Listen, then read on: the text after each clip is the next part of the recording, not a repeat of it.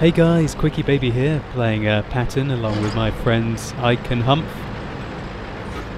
So we're playing the new 7.3 map, Dragon's Ridge, which I still haven't played that many games on, so this is really a bit of in places a pioneering game in my Patton.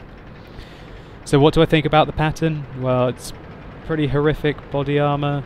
It's got a fairly nice angled turret, however the thickness of the armor on it is weak. It's got amazing view range once you get the upgraded turret, 420 meters. So I combine this with using optics as well as vents and a well-skilled commander. I haven't managed to get my third skill on the tank yet, so I'm still using Brothers in Arms and repair. But I will be using the abilities, the skills that do increase view range on top, like recon, when I get that third skill.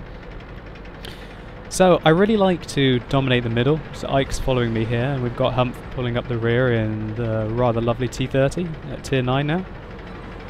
All these buildings are destructible. I really feel the pattern if I control the middle and use this lovely area here with the undulating hills that you can really go hold down in the best situations. I love the Patton because it's got 390 alpha damage with over 6.5, firing over 6.5 rounds a minute. It's not the most accurate gun in the world, but in close combat situations the accuracy is just fine, and you can often overpower tier 9 heavy tanks if you play this tank well and you know where to shoot heavy tanks.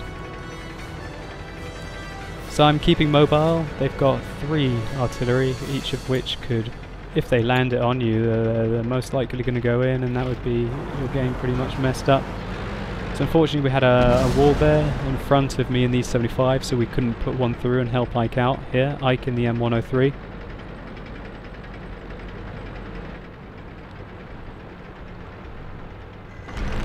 So I decided to try and get I'm looking round the corner using the zoom to see he's not aiming at me. Put a shot in, however he angled just before my shot was fired, and so he bounced the shell. Aiming at the lower plate there. On an E75, especially with him being angled up like he is, that's almost guaranteed pen with these guns. So RT messing him up. More penetrations on his lower hull. And it's looking like one more. I think about shooting his turret, and I change my mind and shoot his lower plate again. So now we're getting flanked. They've made it up their side of the hill. I decide to pressure this AMX and I take a snapshot. Didn't go in, unfortunately. So we've got this IS-3 who's pressuring us here. Fortunately, he takes Ike out. You can see there that again the alpha damage of the Patton. The quick aim time. It's got very short aim time compared to, for example, T-54. And it does more damage than the T-54 because of its higher rate of fire. So here we see how mobile we can be in a Patton. You've got to just try and keep dodging the artillery, keep them second guessing, go in, take a shot, pull back, respot, go in, take a shot, pull back. But at least you know that you have that extra rate of fire should you need it. So here we can see Humph in T30. Still on great health pool. And we're chasing here on an AMX 1390. Now as long as you trade shells with an AMX, then he's going to be in a lot of trouble. I tracked him there. I'm going to push around and put another one in him. But the RT took the shell first and I had pretty slow reactions. Now unfortunately Humph playing what Americans are, you know, #1 arty prior apart from French's now, so outside of French's I think arty seem to love shooting American tanks because of their low hull armor, and thus they do a hell of a lot of damage to them. So there we can see the sheer damage that the Patton can pull off. There was some skillful driving there, me cutting off the AMX 1390, but I wasn't messing around. I didn't want the artillery to get me.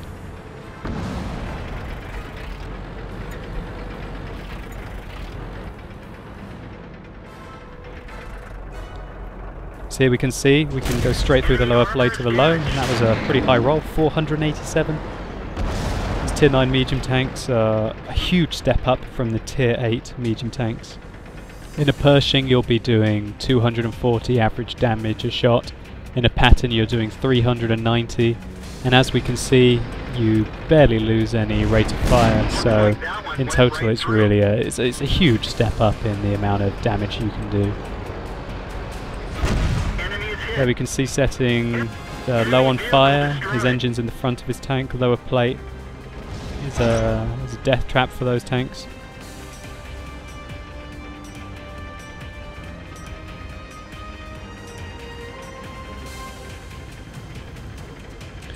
So, even though our tier 10 has been AFK all game, we seem to be getting ourselves into a good situation now. We've boxed them in, which is a brilliant place to be when you've got arty matches.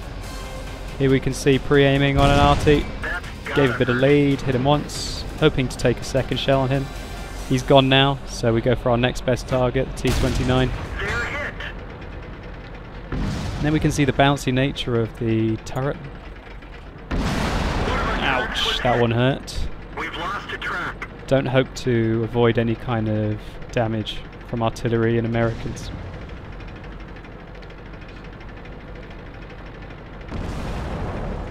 So I spotted that there was an Object 261 over here. I'm just going to go make sure I box him in, keep him on his toes.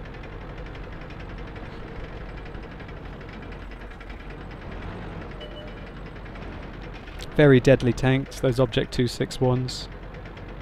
They're the most accurate tier 8 artillery with a very high rate of fire and still significant damage capabilities. So I'm exploring the map here a bit. I'm thinking I can go up and then go left and then sneak round to get him in the back, but I see the T-29's coming to hunt me. So we put the first shell into him there, doing 31% damage to the 7 heavy tank. Next shell tracks him. I mark up to give artillery a hint. I remembered where his location was and I fired.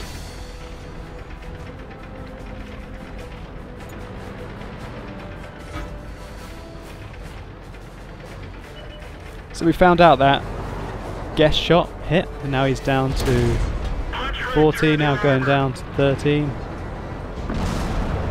The rate of fire in these patterns for the damage is simply incredible. And when you get accuracy like that, then yeah, there's nothing wrong with it. However, with, I think it's, off the top of my head, 0.42 accuracy, really, or quite often, you can get some pretty brutal misses in this tank, compared to a Pershing where you can arguably snipe a lot better. So here we've got the object really camped in now, there's no other artillery so I can start to hunt him. And the T-110 has got more than enough to deal with right now. So, trying to get a proxy spot, no luck. Got a visual. Lucky he didn't hit me there. He's obviously having a second thought. He decides to turn now to probably wedge himself in a bit more so he doesn't get hit by RT. I take the opportunity to get one shot off on him just before he could redo his aim time.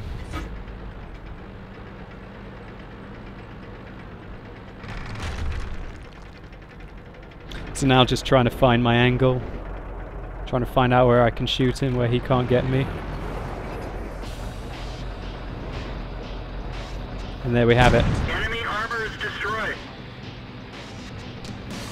So that's the end of the game. We managed to win even though we didn't have our tier 10. And wow, we got some nice experience. 2,365, getting over 100k credits. So we only got 4 kills, however we damaged 6, and we hit 22 out of 24, which is a good effort with the lower accuracy of the Patton gun. Unusually we only spotted 3 tanks, considering that we have such great view range, but that was enough to give us a Confederate medal and a sniper medal. So overall, the Patton is definitely one of my favourite tanks in the game. So thanks a lot for watching my video, guys. I hope you've enjoyed it, and that you've got to see what a taste of tier 9 medium gameplay is like. And I fully recommend the Patton if you like a bit of brawling, you like to do some good damage and keep on the move and be mobile. So if you've enjoyed this video, please show it by giving it a like at the bottom. And if you want to see more videos and World of Tanks news and gameplay footage, then feel free to subscribe to the channel. Thanks a lot guys, and good luck out there on the battlefield.